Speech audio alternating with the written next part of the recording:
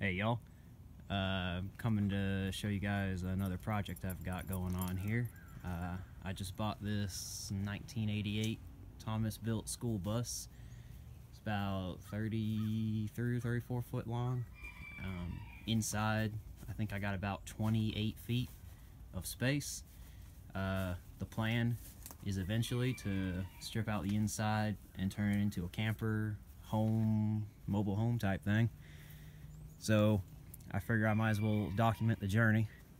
It's got a 8.2 liter Detroit diesel under the hood. It runs great.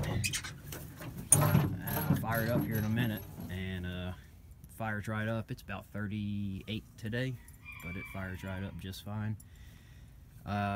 It's got Allison transmission underneath. I think it's a 545. It ain't the greatest, but it's gonna get me by for a while.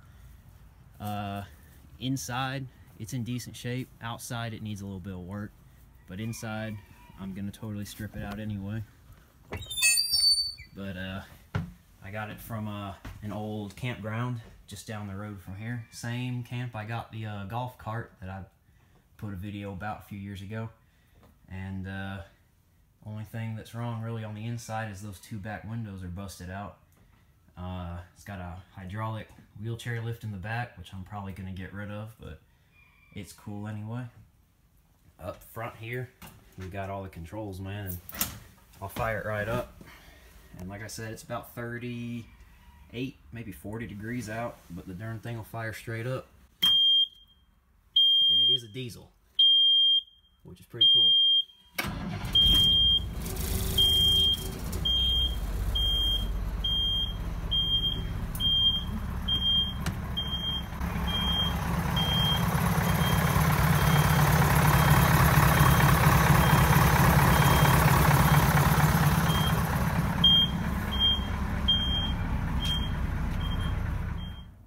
So as you can see, and it runs good, the plan for today is to change all the fluids in the engine, the oil, the coolant and whatnot, all the filters, and also drop the fuel tank, because the biggest issue with the bus is that it sat for about 10 years.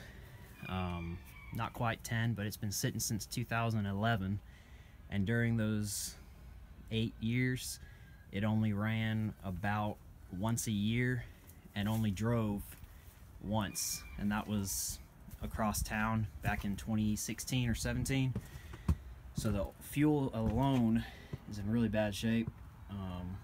I was able to get it home, but it clogged the fuel filter so bad that I had to pull over a couple times and clean that out, and that was with draining the fuel tank and putting fresh fuel in there. There's just so much stuff floating around in the bottom and so much old fuel still left down in there. It's gonna just be the biggest thing, is trying to get that fuel tank out and cleaned up good.